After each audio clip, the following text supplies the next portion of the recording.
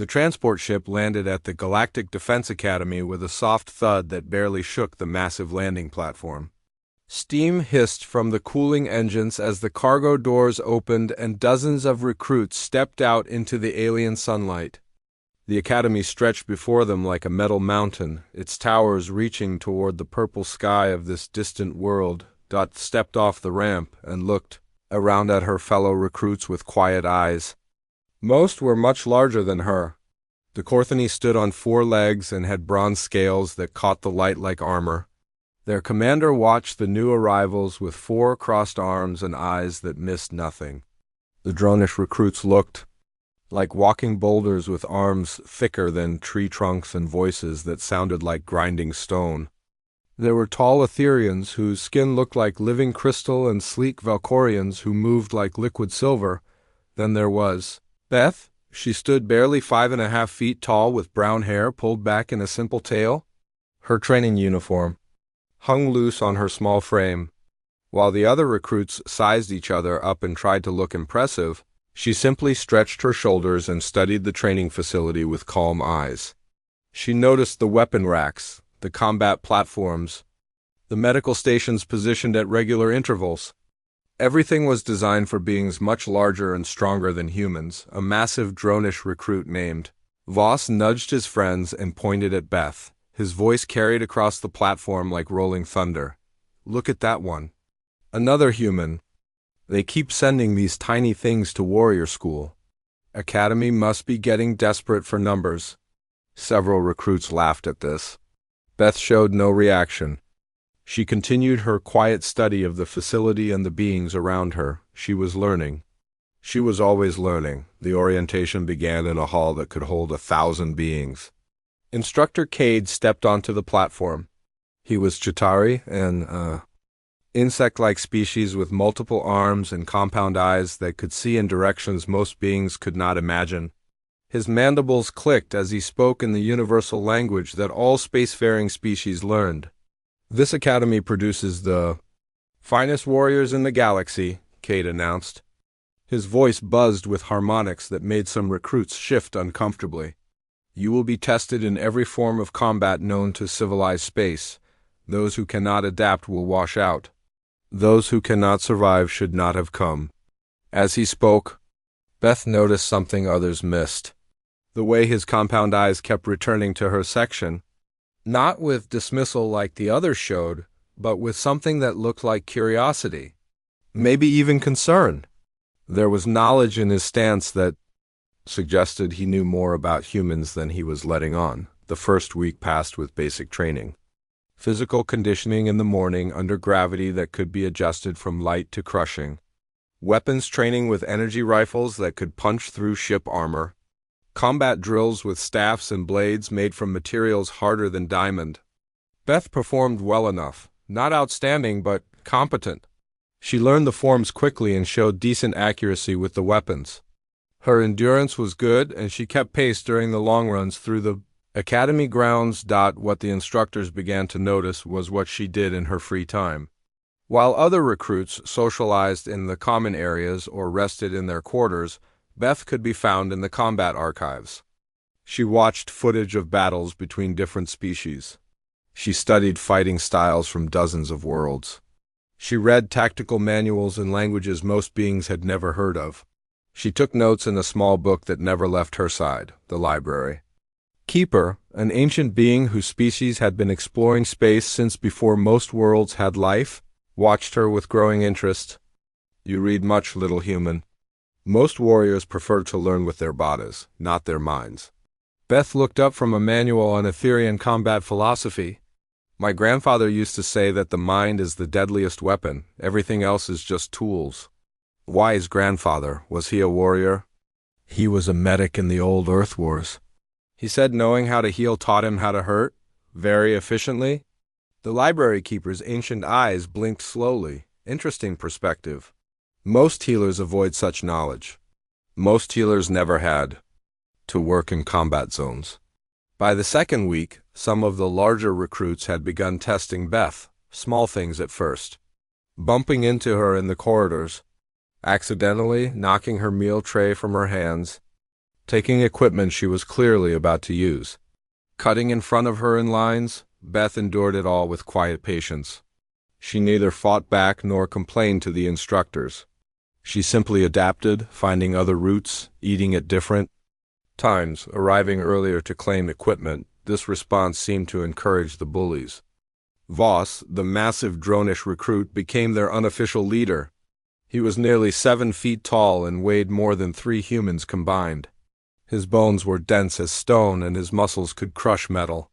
His species had evolved on a world where the gravity was 3 times normal and the air was thick enough to slow energy weapons. "She is weak," Voss declared to his circle of followers. "Humans talk about their wars and their history, but look at her. She will not even defend herself from basic testing.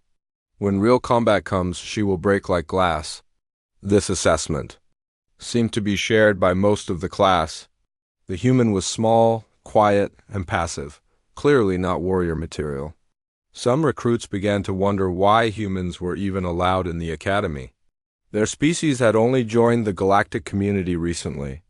They had no great military traditions like the Korthani or natural weapons like the Chitauri. They were just small, soft beings from a peaceful world. The instructors, meanwhile, continued their careful observation. Something about the human bothered them, though they could not quite identify what. Commander Thale found himself watching her during training exercises. The way she moved was too controlled, too precise. The way she watched others fight was too analytical. And the way she absorbed information suggested a mind that was preparing for something specific. "What do you think of the human?" he asked Instructor Cade after a particularly intense combat session. Cade's mandibles clicked thoughtfully.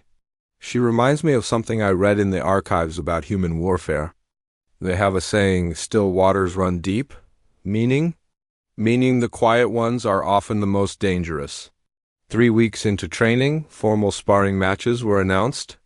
The combat dome could simulate any environment and adjust conditions for optimal training.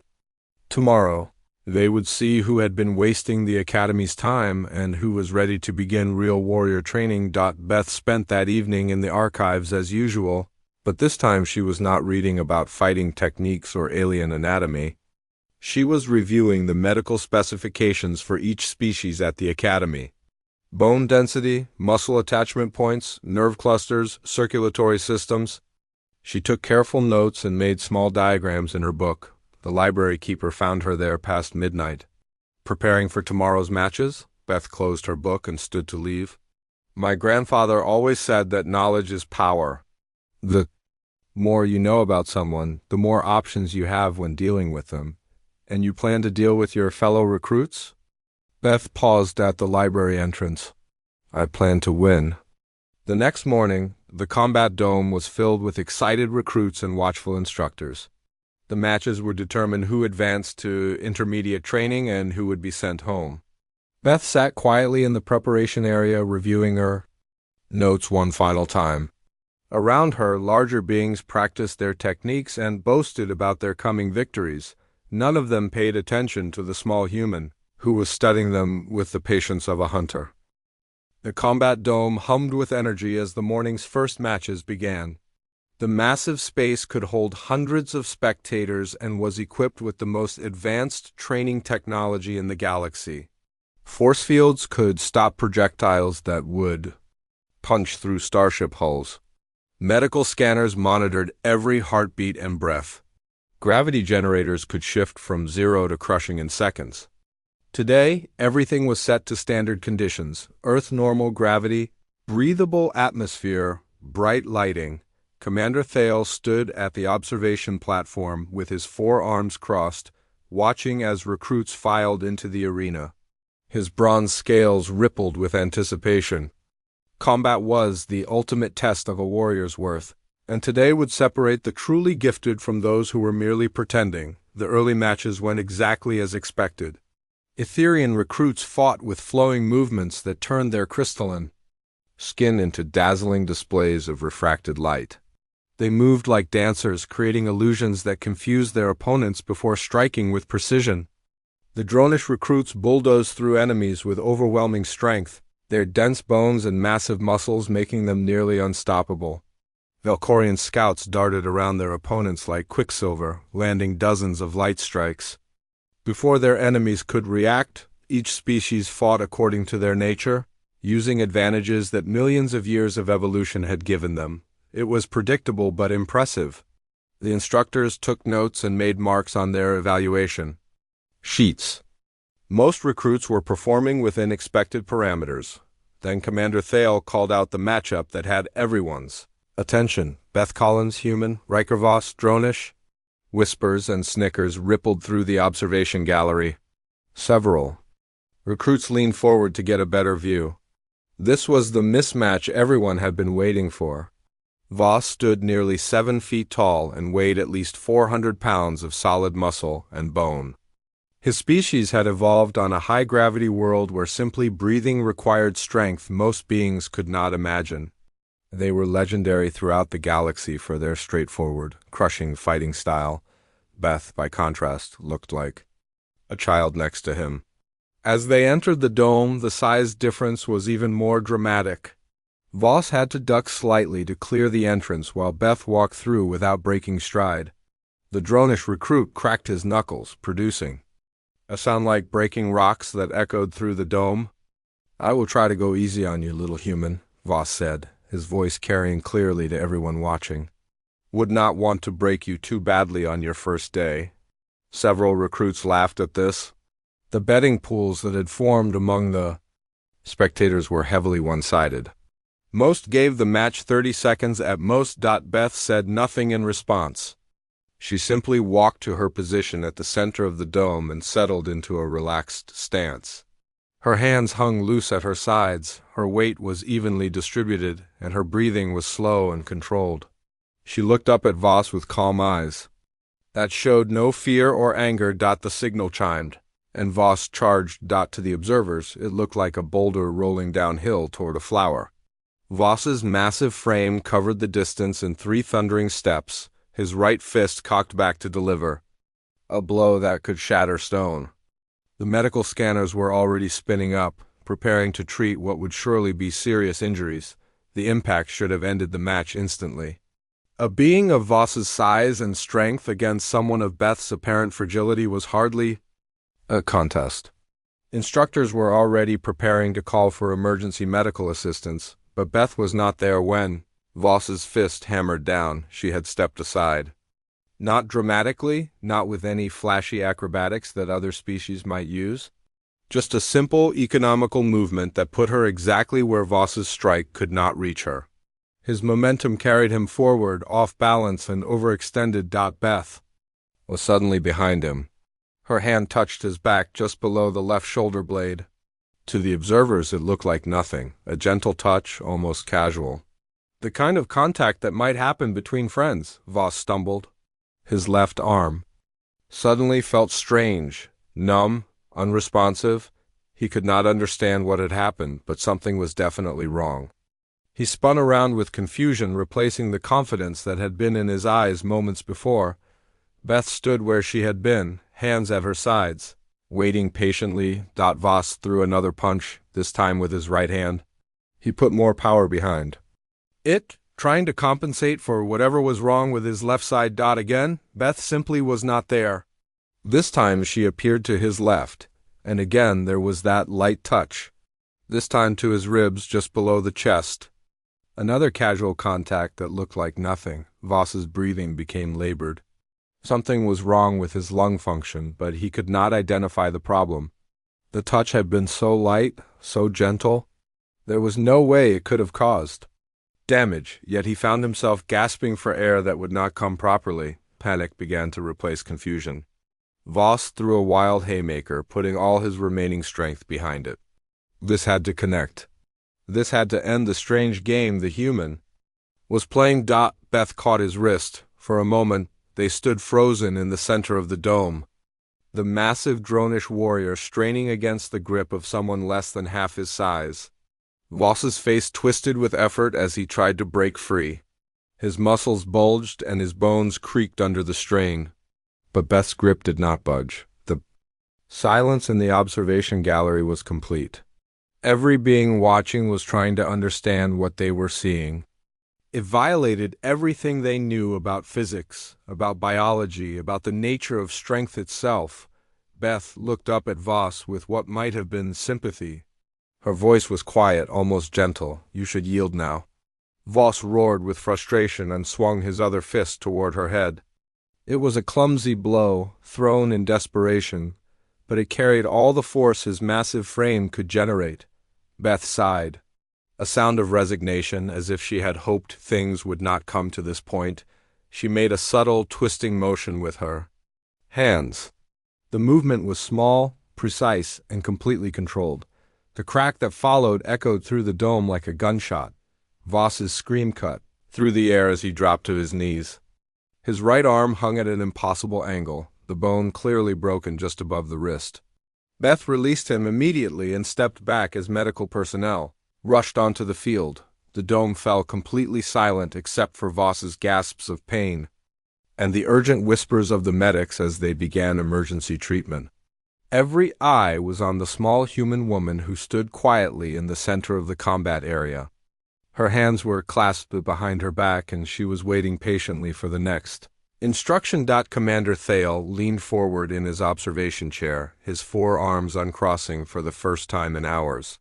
His bronze scales had shifted to a darker color, a sign of deep thought among his species.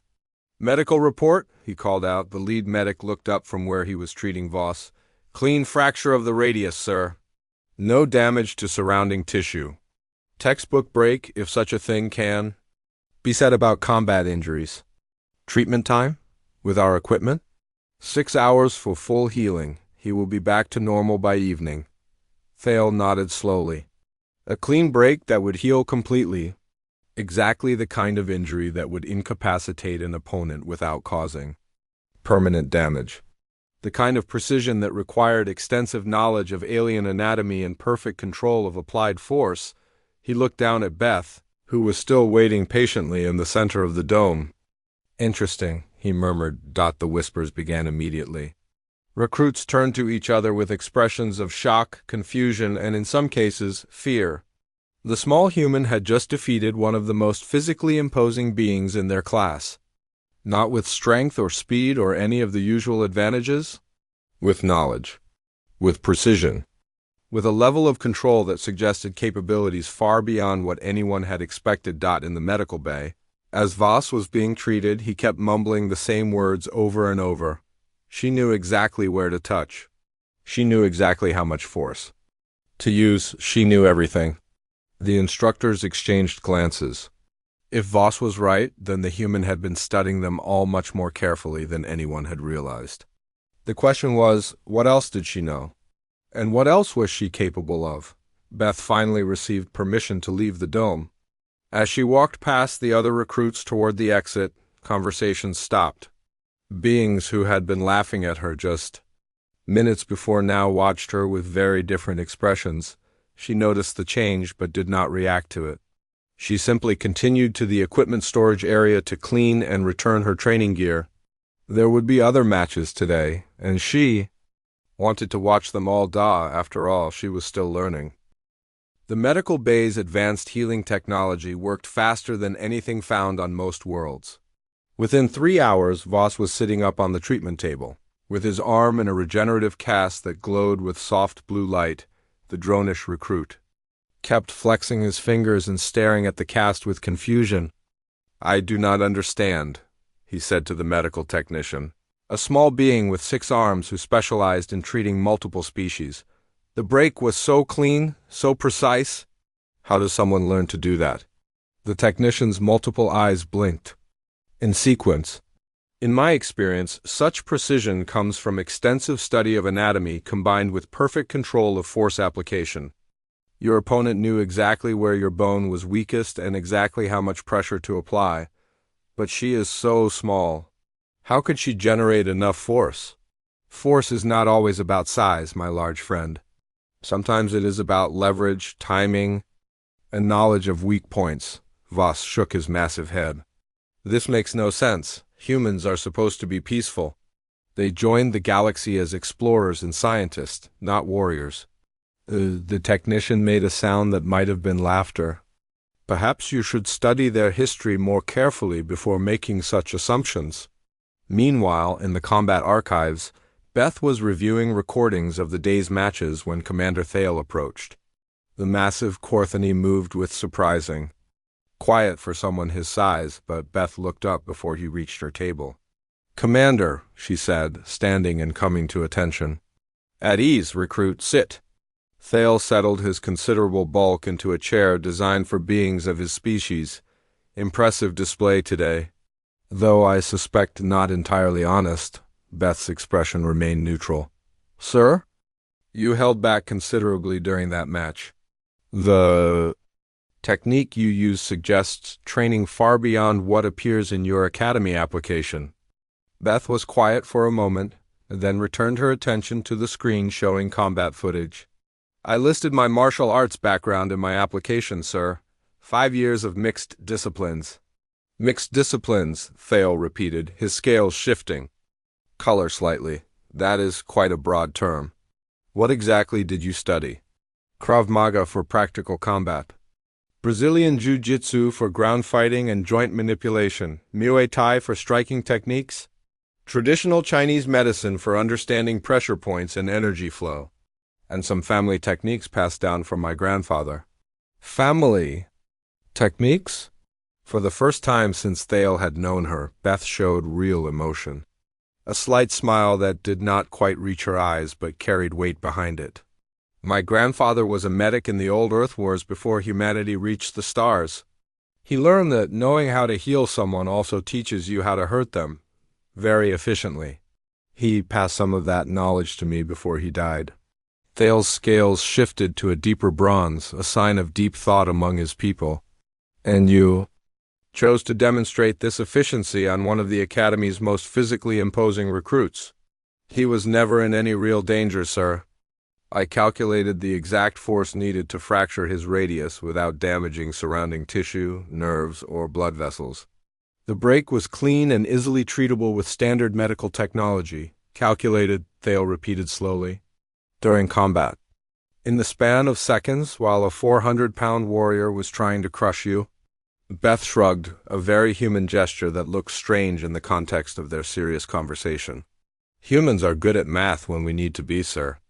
That evening, Thale called an emergency meeting of the senior instructors.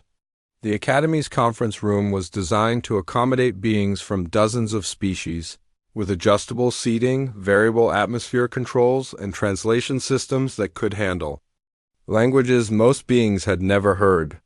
"The human is more dangerous than her file suggests," Thale began without preamble.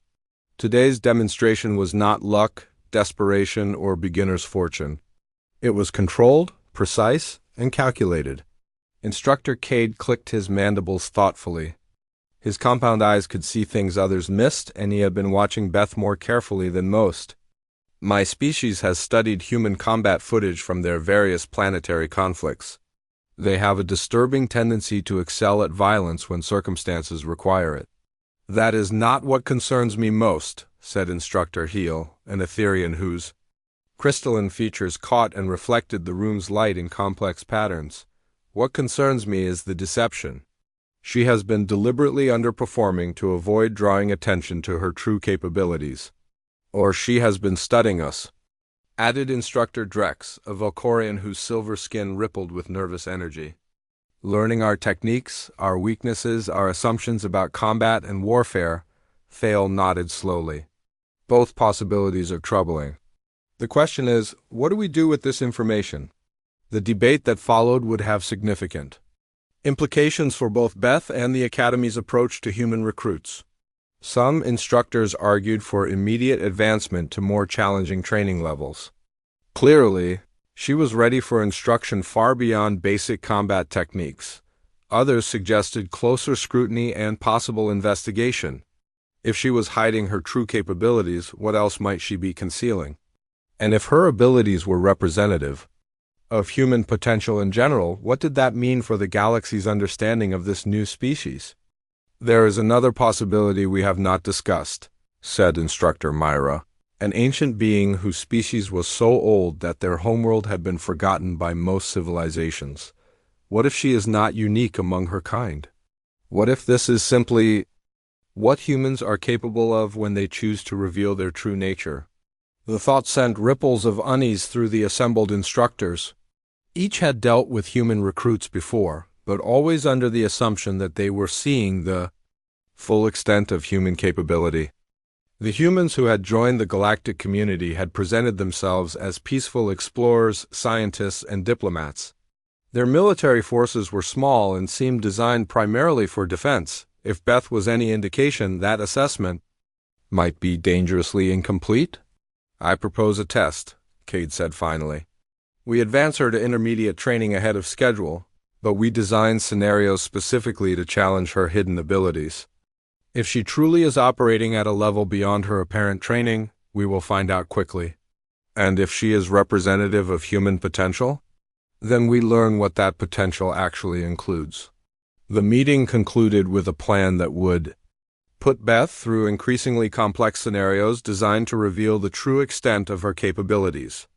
What they discovered would determine not just her future at the Academy, but potentially the galaxy's approach to human integration. Word of Beth's victory had spread through the recruit population faster than a ship's emergency beacon. The reactions were as varied as the species themselves. Some recruits viewed her with new respect, understanding that appearances could be deceiving. Others watched her with suspicion, wondering what else she might be hiding. A few observed her with barely concealed fear, realizing that the small human might be far more dangerous than anyone had imagined. The Etherian recruits, led by a tall female named Lyra, approached Beth with intellectual curiosity rather than fear or anger. "Your combat style is fascinating," Lyra said, her crystalline features shifting through a spectrum of colors that indicated deep thought. "It appears to prioritize efficiency over display. Most species develop more elaborate techniques." "Elaborate techniques can be wasteful," Beth replied, continuing her equipment maintenance without looking up. "Sometimes you need to end a fight quickly and move on." "Quickly, yes, but with such precision? You targeted exactly the right pressure points, applied exactly the right amount of force. That suggests extensive anatomical knowledge of dronish physiology." Beth looked up from cleaning her practice weapons. "I study when I have time, all species? Or just the ones you might face in combat?" The question hung in the air between them. Beth realized she was being tested again, but in a different way than Voss's brute force challenge. The Etherians were known throughout the galaxy for their analytical minds. They would be looking for patterns, trying to understand the extent of human preparation and capability. "I find anatomy interesting," Beth said finally. "All species have vulnerabilities. It is useful to understand them." Lyra's crystalline skin shifted to a pale blue, indicating surprise. "You study vulnerabilities of species you consider allies?" "Knowledge is not the same as intent. Understanding how someone can be hurt does not mean you plan to hurt them. But it means you could if circumstances required it." Beth met the Etherian's multifaceted gaze steadily. "Yes, it means I could." The conversation ended there, but its implications would spread through the recruit population like ripples in still water. The human was not just strong or fast or tough. She was prepared. She had studied them all as potential opponents, learning their weaknesses even while training alongside them as allies. That night, as Beth returned to the archives for her usual study session, she found the space unusually crowded. Recruits from multiple species were reviewing combat footage, studying anatomical charts, and reading tactical manuals. They were following her example, trying to understand their fellow recruits as she had understood them. The arms race had begun. The next phase of training began exactly 1 week after Beth's match with Voss. The instructors had spent that time carefully designing new challenges that would test capabilities far beyond basic combat skills. Team operations, they decided, would reveal more about the human's true nature than individual combat ever could. Beth found herself assigned to a mixed species unit that seemed deliberately chosen to challenge her. Lyra, the analytical Etherian who had questioned her after the match, A Valkorian scout whose silver skin could shift to match any environment and whose speed was legendary even among his own people. And Hex, a Chitauri warrior whose multiple arms and natural armor made him a formidable close combat specialist. Their first mission briefing took place in a secure room deep within the academy. Commander Thale presented the scenario with his usual directness. Intelligence reports indicate that enemy forces have established a research facility on the moon of Kepler 442c. Your team will infiltrate the facility, retrieve classified data from their central computer, and extract without being detected. The facility is defended by automated systems designed to counter the typical advantages of each major species. A holographic display showed the facility's layout. It was a maze of corridors, sensor arrays, and defensive systems that would challenge even experienced operatives. The Etherian illusion projectors will be countered by full-spectrum sensors that can detect energy fluctuations.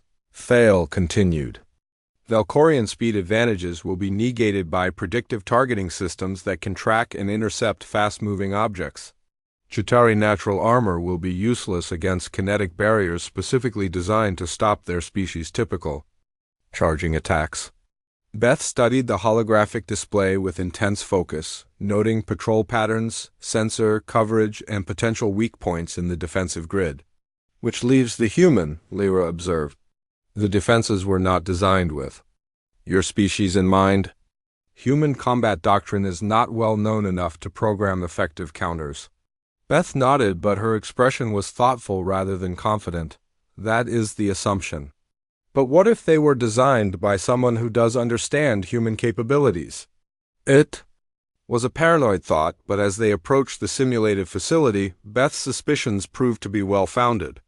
The defenses seemed to anticipate her movements, adapting to her attempts at stealth and misdirection in ways that suggested detailed knowledge of human tactics. "This is impossible," Dash hissed, his silver skin rippling with frustration as another sensor array tracked his movement despite his camouflage. "The system is learning too quickly. It is like it knows what we are going to do before we do it." Beth crouched behind a structural support beam and watched the facility's responses to their probing attacks.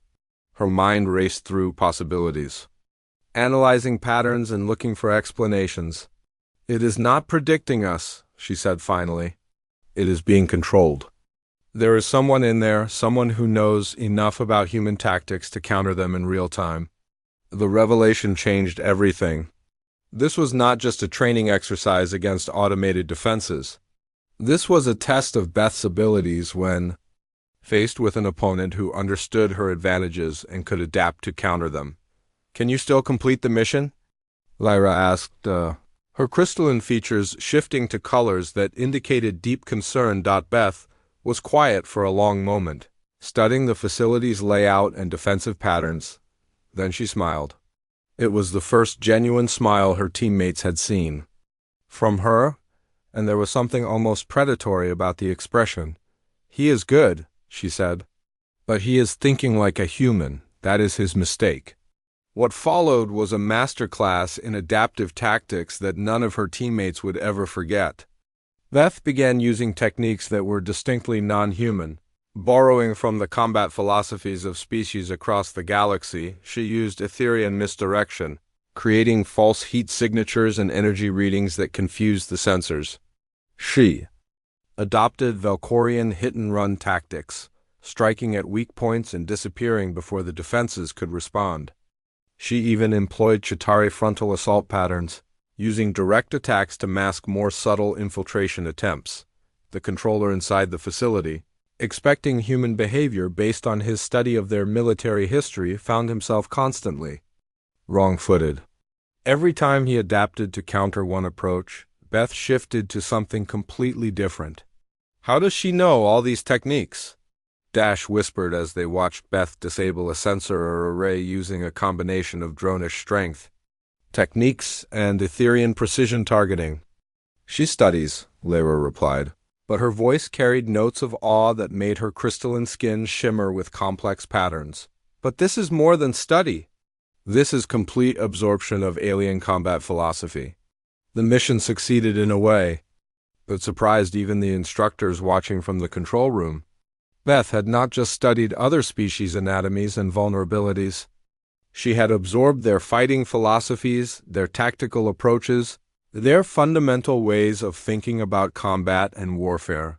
When they emerged from the facility with the required data, they found Commander Thale waiting for them with an expression that was impossible to read. "Instructor Cade will debrief your team," he said. "Collins, you are with me." As they walked toward the command center, Thale's massive frame cast long shadows in the corridor lighting. "The controller was one of our best tactical instructors," he said without preamble. "He has been studying human combat footage for months, preparing specifically for this exercise." "And?" Beth asked. "You made him look like an amateur recruit on his first day." "How?" Beth considered her answer carefully.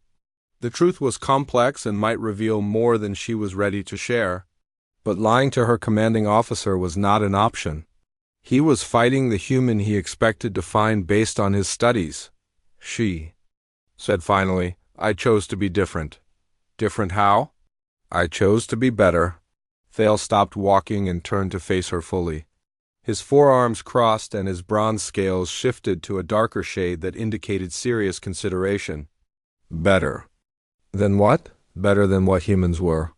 Better than what we had to be when we were alone on one world, fighting only each other." Beth met his gaze steadily. "When you join a galaxy full of different species, you have the opportunity to learn from all of them. I chose to take that opportunity seriously." "And this is typical of your species?"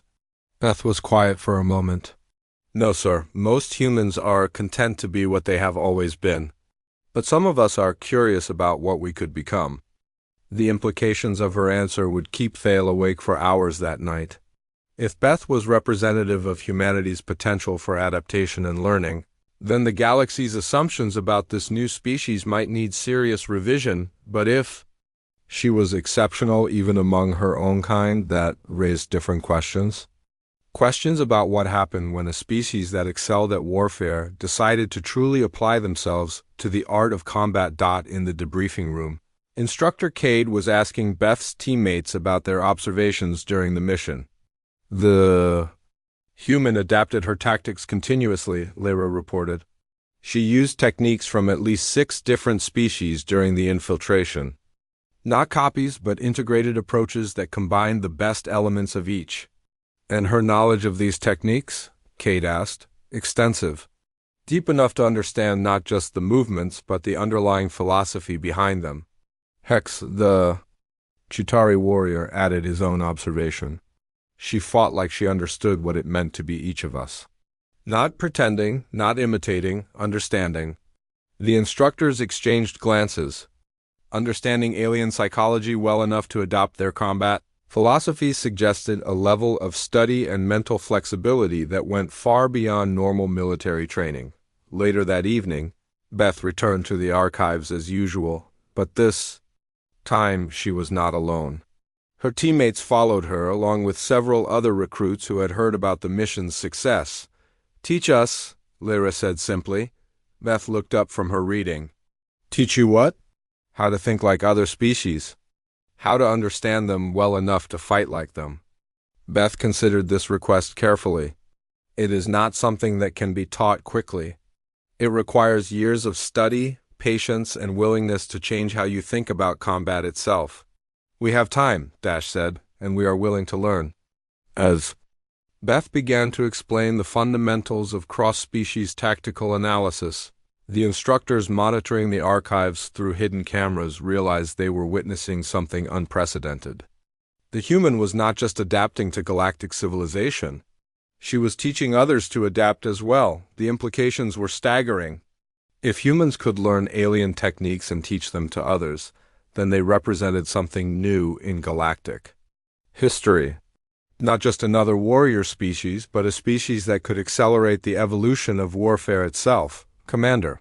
Thale made a note in his personal log that night. "Recommend immediate consultation with Galactic Command regarding human integration protocols. Current assumptions may be insufficient." He had no idea how insufficient they truly were. The summons came at dawn, delivered by a security drone that spoke in Commander Thale's voice. "Report to Secure Conference Room Alpha immediately. Come alone." The Beth had been expecting this. The mission's success had been too complete, too revealing. She had shown capabilities that went far beyond what any single recruit should possess, and the instructors were not fools. They would want answers. The conference room was located deep within the Academy's command center, behind multiple layers of security that could stop everything from energy weapons to psychic attacks. As Beth entered, she found herself facing not just the senior instructors, but Academy Director Corvain himself. Corvain was ancient beyond measure, a being whose species had been exploring space when most worlds were still lifeless rock.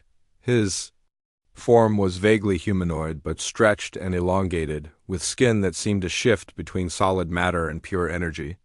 When he spoke, his voice carried the weight of millennia.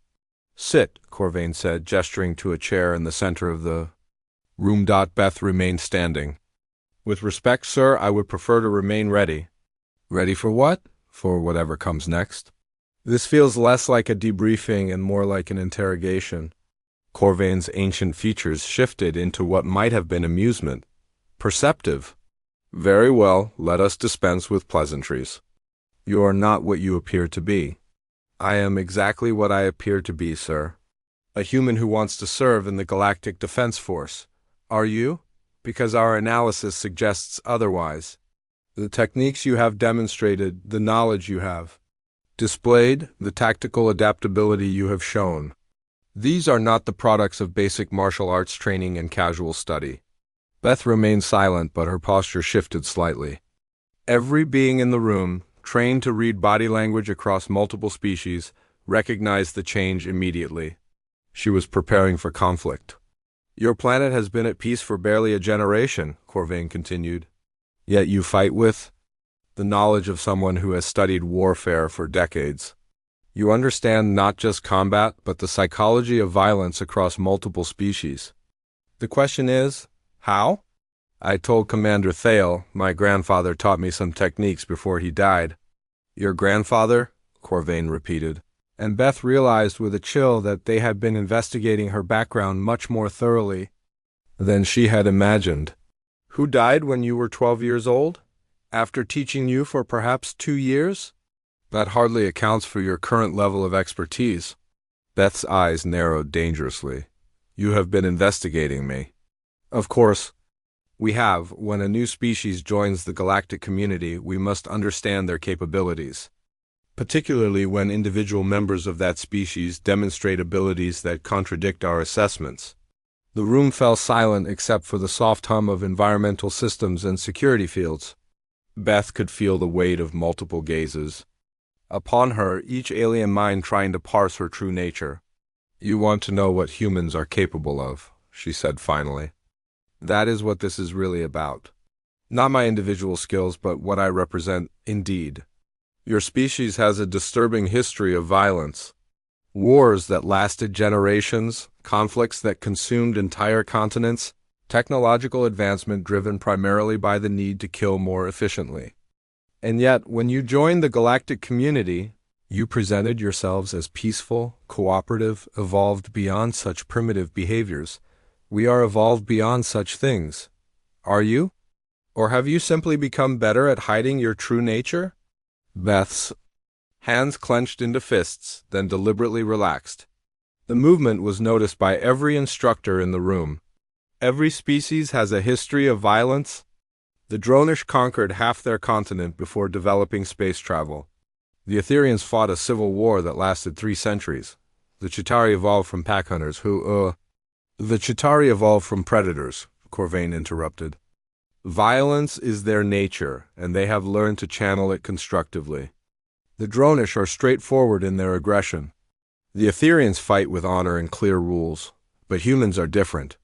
You did not evolve from predators. You evolved to become the ultimate predator." The accusation hung in the air like smoke from a weapon discharge. Beth met Corvain's ancient gaze steadily, and for the first time since entering the room, she smiled. "What do you want from me?"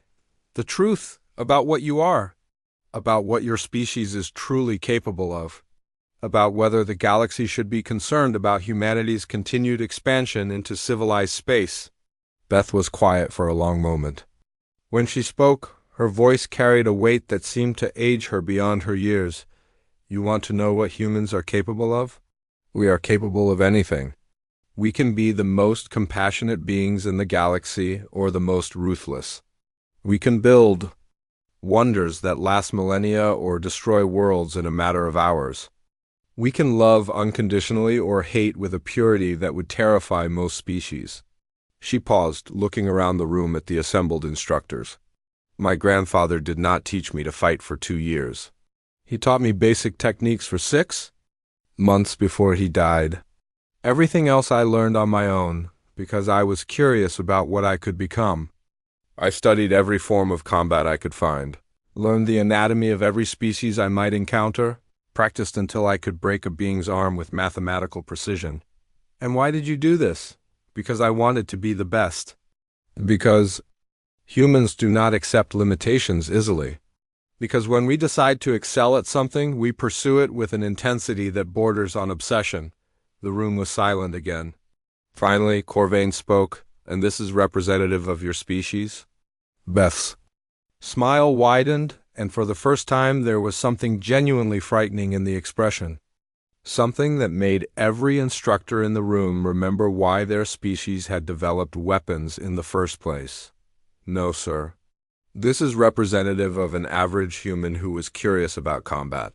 You should see what we are capable of when we actually put our minds to something.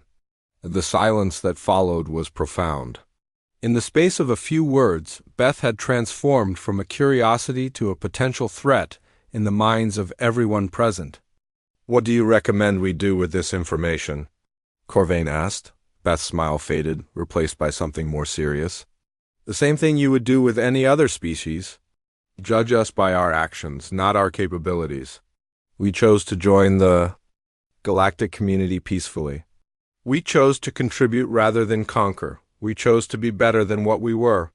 And if that choice changes, then you will find out why humans have never lost a war we were determined to win. The meeting ended, with more questions than answers, but one thing was clear to everyone present. Humanity's integration into galactic society would require far more careful consideration than anyone had realized. As Beth left the conference room, she passed a group of new recruits in the corridor, humans among them. They looked so young, so innocent, so completely unaware of the conversation that had just taken place about their species. She wondered if they knew. If they understood what they were capable of becoming if circumstances required it. She wondered if it mattered, after all. The galaxy was about to find out either way. 6 months later, the Galactic Defense Academy implemented new training protocols, specifically designed to challenge human recruits. The results were exactly what the instructors had feared.